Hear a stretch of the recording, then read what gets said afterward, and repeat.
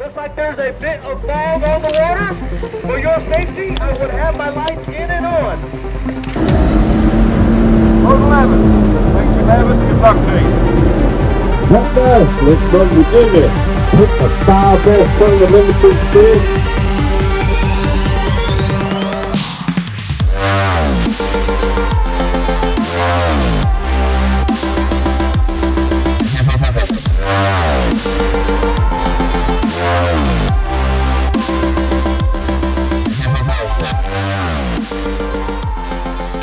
The blue sticks is on the way. What's up guys, Jack Dice with Obsessed Fishing coming back at you with another tournament video in my series I like to call Up and Coming. And this one was on the James River, a tidal fishery in Central Virginia in the heat of the summer. Now, the James River, if you don't know, is a tidal fishery, which means that every so few hours the tide comes in and the tide goes out. And this is the kind of fishery that really it can be challenging, and that tidal swing really affects how the bass bite and how they fish. So coming into this event, I had a lot of things riding. I'm getting near the end of the season. I've got to keep up my good points, and I've got to keep up everything going so I can make the championships and have shots at doing well in the series overall.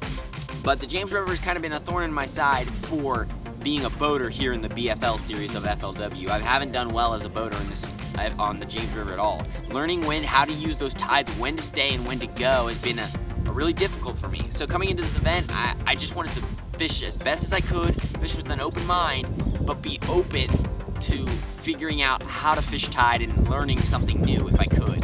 That tide really does act like a light switch in these fisheries. You can be somewhere getting no bites and think there's no fish here, and all of a sudden they just turn on and you just start catching them and you're like, where did these fish come from? It's a very interesting dynamic. It's a very fun dynamic, but it can be very stressful in tournaments when you're trying to make things happen in a short period of time.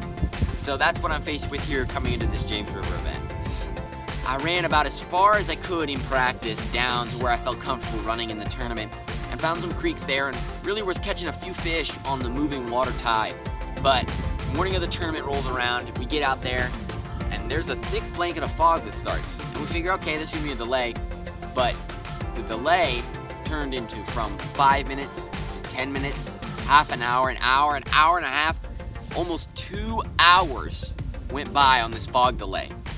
And the reason that was such a problem was that I was making a long run for my little boat in the morning just to get a little bit of that good tide at these creeks I'd found where I got some bites far down the river. And suddenly, that tide window is gone. I can't even fish it. But my co-angler in the tournament, he was actually a James River local, and he told me that we had a good enough boat number that there was a secret little hole not far from the ramp that we could go hit, and he figured we could get some fish. And normally, it's a toss-up because I like to find my own fish. I'm stubborn that way. I want to learn everything from me. I hate just going off of other people. But at the same time, that's a benefit in these tournaments of having co-anglers, is to work off of each other and learn something new. Because the James River has been tough for me as a boater, and if I could learn something, maybe it would help me on later down the road. And so it was a kind of a toss-up, and I especially don't like listening to co-anglers because generally the patterns and places that they're on are the places that worked a week ago or a month ago, not what's going on right now. So basically, I was torn between whether I should go with my co-angler and go to this little spot where the tide was going to be good, he said, for this spot, close, or try running to my areas and fishing it on a bad tide and just see if it would work out. In the end, I just said, you know what?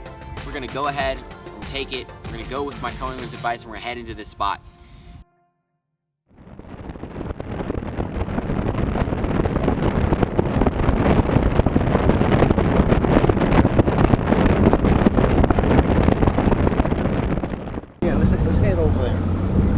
Watch it depth. Ain't that something? And that only boat that came in here went straight to it. Yeah, he's definitely came in here, wasn't even in the tournament. How about that? What we'll do is we'll just let him fish his way in, and we'll kind of fish behind him, because he's going to, I hope, unless he blocks it for a long time. We could always just ask him. Yeah, that's what we'll do. And so we go to this little cut. It's very small. And to get in there, you have to kind of the tide has to be up. So we get in there, we get in this little cut, and there's already a local boat in there. Literally no one from the tournament fishing in there, but one local guy. And he was just sitting right on the juice of the spot, the prime area where these fish were funneling out as the tide was starting to drop. And my co-angler was saying, hey, you should just go up, you should go around him, you know, you're in a tournament, you should do that. But I said, you know what, I don't think we should do that. He was here first, so I asked the guy if we could fish behind him. Do you mind if we fish here behind you?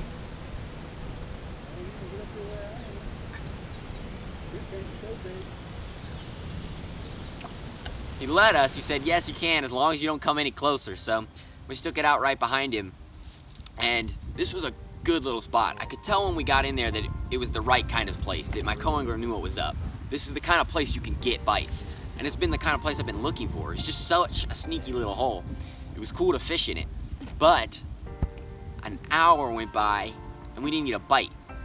And another hour goes by and we haven't gotten a bite. And this area is so small, I'm literally making the same about 5 casts over and over and over again. And that's the kind of thing that for me drives me crazy. So I'm kind of getting worked up. But every time I'm like, we should leave, I'm thinking we should leave, my co-angler kept saying, stay, you gotta stay, the tide's gonna change and they're gonna bite. The tide has to hit the window, they're gonna bite. You just gotta wait. But just when I'm thinking all hope is lost, I get a bite.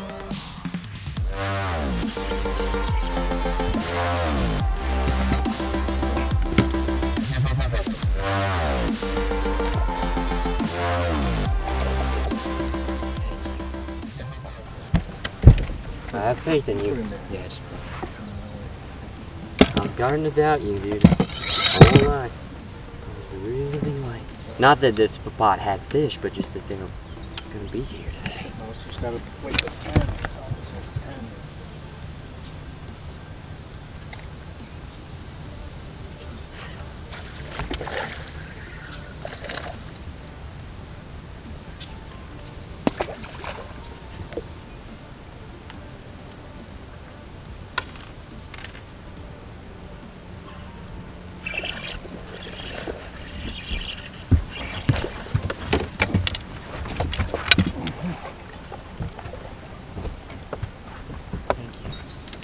Pretty short, but I think you'll make it.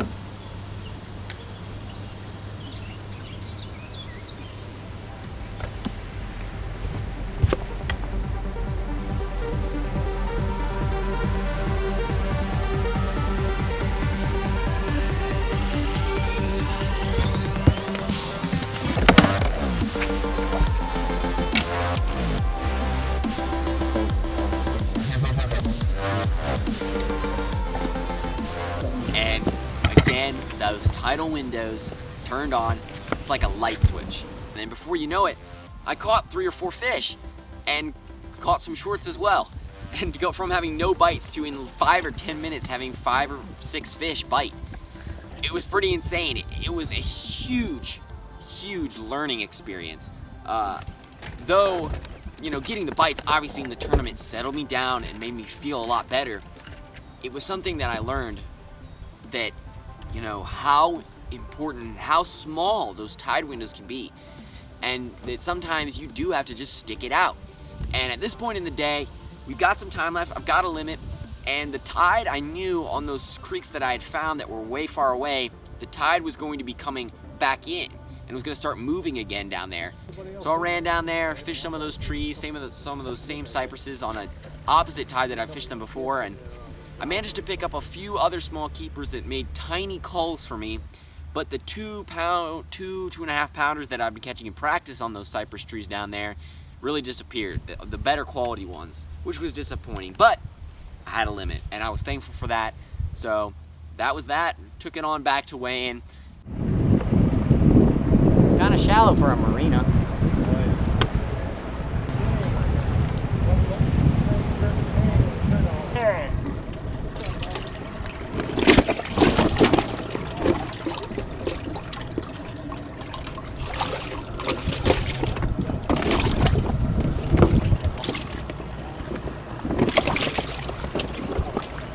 Hey, so well, how is it?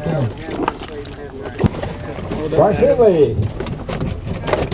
The next agenda gets on the corner. Bryce has one fish for us today. Jack Dice, Lynchburg, Virginia, took the 5 bass tournament limit to the scales. Of course, Jack is a boater, ranked 17th in the division, and his fish are going to weigh 8 pounds 12 ounces today. 8-12. Thanks, sir. Thank you. Went ahead and weighed the fish in. They weighed around 8 something and finished in the mid 40s. You know, 40 something place, 44th, I believe. Anytime you catch a limit, anytime, I feel like I've at least done my job. I've done what's expected of me. I've done what I need to do. You know, obviously 44th place out of 100 people isn't that great. It's not as good as I'd like it to be. I'd like it to be a lot better. I'd like it to be first.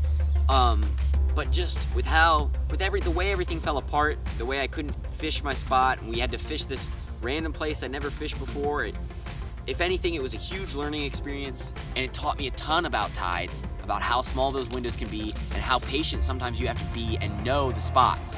44th, you know, it keeps me some good points, and it kept me up there in the standings for the end of the year. And at the end of the day, I can't be too disappointed. So that's it, guys. That's the James River. That's the event. Thank you so much for watching. If you guys want to watch more up and coming, if you like tournament videos like I do, because that's what I like now, because that's all I do, and you like watching them like me, you can watch more. If you want to watch more goofy BFL tournaments, you can click up here or somewhere at the end, or just go to my channel and find all the up and coming videos. So, and keep an eye out. We got more coming, and there's some good ones coming up. So stay tuned, guys. Thanks for watching. Tight lines. God bless. We'll see you next time. Bye.